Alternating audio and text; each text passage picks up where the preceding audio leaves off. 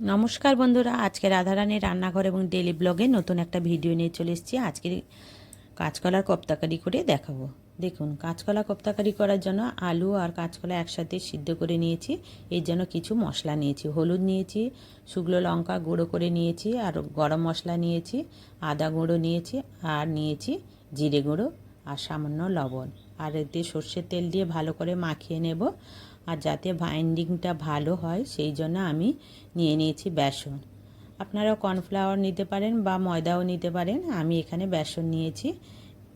দেখুন, সামান্য তেল দিয়ে ভালো করে মাখিয়ে নিচ্ছি। এটা মাখানো হয়ে গেলে হাতে তেল মাখিয়ে ছোট ছোট লেচি কেটে নেব। আপনারা যে যেমন আকারের খেতে চান তেমন আকার দিয়ে ভেজে নেবেন, দারুণ লাগে। এমনি ভাজাও দারুণ লাগে, আপনারা সন্ধ্যের টিফিনেও খেতে পারেন। আমি কিন্তু এটাকে কারি করে দেখাবো। দেখুন, এটা মাখানো হয়ে গেছে আর লেচিও কাটা হয়ে গেছে। এবার কড়াইতে দিয়ে আমি এক এক করে ভেজে নেব। যারা কলা খেতে চান না, আপনারা এইভাবে তৈরি করে দেবেন, বাচ্চা থেকে বুড়ো সবাই খেতে পারবে এবং সবারও ভালো লাগবে। সব সময় কাঁচকলার ঝোল ভাজা খেতে ভালো লাগে না, তাই এই অন্যরকম করে খেলে মুখের রুচিটাও পাল্টায় আর সবার খেতেও ভালো লাগে। দেখুন, এর জন্য আমি কী কী মশলা নিয়েছি দই, আর নিয়েছি দুটো টমেটো আর কয়েকটা কাজু। এটা একসাথে পেস্ট করে নেব। আর সামান্য এক চিমটে দিয়ে দিতে হবে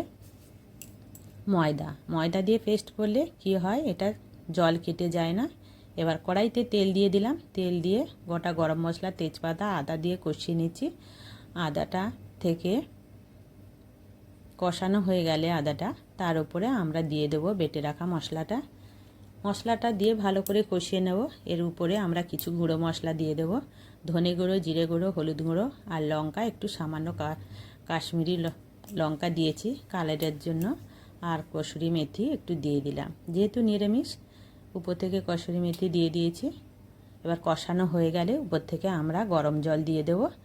গরম জল দিয়ে ফুটিয়ে নিয়ে তারপরে কোপ্তাকারিটা দিয়ে 2 থেকে 3 মিনিট ফুটিয়ে নিলে হয়ে যাবে আমাদের কোপ্তাকারি। আপনারা অতি সহজে বাড়িতে তৈরি করে খাবেন, খুবই ভালো লাগে খেতে বন্ধুরা। এমনি কাঁচকলা আলুর ঝোলের থেকে আপনারা এইভাবে তৈরি করে খেয়ে দেখবেন, অসাধারণ লাগে। নিরামিষের দিনে করে খাবেন। আর এই ভিডিওটা যদি আপনাদের ভালো লাগে, লাইক, শেয়ার, কমেন্ট করবেন।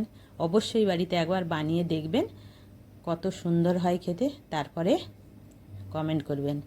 ভালো লাগলে পাশে থাকবেন।